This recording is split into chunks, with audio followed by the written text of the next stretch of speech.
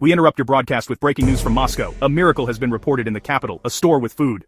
Here's a classic Soviet joke. A frantic man calls the KGB. His prized political parrot is missing. The agent on duty sighs, utterly bored.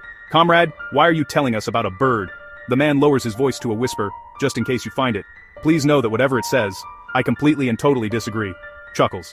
In Soviet Russia, even your pets need a plausible alibi. In Soviet Russia, all good news comes pre-corrected. For more darkly comic tales from behind the Iron Curtain, be sure to like and subscribe before this channel runs out of jokes.